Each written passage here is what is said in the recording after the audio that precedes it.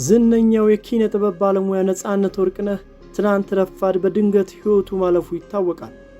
ደራሲ፣ ፕሮዲውሰር፣ ተዋናይ፣ የማስታወቂያ ባለሙያና መድረክ መሪ ነጻነት ወርቅነህ ህልፈቱ ሌሎችን ድንጋጤና ጥልቅ ሐዘን ውስጥ የከተተ ክስተት ሆኗል።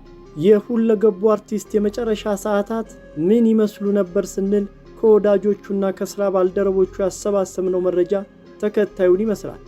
ነጻነት ሐሙስ ጥር 7 ረፋድ ላይ በኢቢኤስ ስቱዲዮ ተገኝቶ የቤተሰብ ጨዋታን ቀረጻ አከናውኗል። ቀረጻውም እስከ ምሳ ሰዓት ድረስ የቆየ ነበር። ከሰዓት ስቱዲዮ በሌላ ቀረጻ ፕሮግራም ስለተያዘ በድጋሚ ቅዳሜ ጥር 9 ቀን ረፋድ ላይ ቀጣይ ቀረጻ ለማድረግ ከቀረጻ ቡድን አባላት ጋር ቀጠሮ ይዞ ተለያይቷል።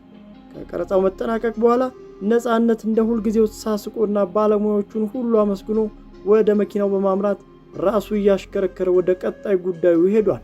የከሰዓት ጉዳዮቹን በሰላም ይከውን የነበረው ነጻነት ምሽት ላይ ቀረጻ ባለሙያውና ጓደኛው የሆነው ሰው በቤተሰብ ጉዳይ ችግር አጋጥሞት በቡልቡላ ፖሊስ ጣቢያ እንዳለና እንዲመጣለት ነገረው ያሉን የቅርብ ምንጮች ነጻነትም ወደ ስፍራው በማምራት ጉዳዩ በሰላም እንዲፈታና ጣቢያ የነበረውም ወዳጁ ወደ ቤቱ እንዲሄድ አግዞታል ብለውናል።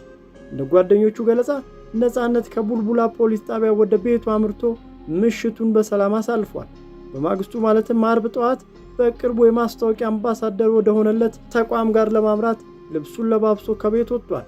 ይሁንና ከቤቱ አቅራቢያ ያሉ ወጣቶችን አግኝቶ ሰላምታ ካቀረበና ጥቂት ከተጨዋወተ በኋላ ጥሩ የጤና ስሜት ስላልተሰማው መልሶ ወደ ቤት መግባቱን ወዳጆቹ ይናገራሉ። ቤት እንደገባም ጭማቂ እንዲቀርብለት ጠይቆ መጠጣቱን የሚገልጹ ምንጮች ይሁንና የወሰደው ነገር እንዳልተስማማውና እንዳስመለሰው ምንጮቹ ይገልጻሉ።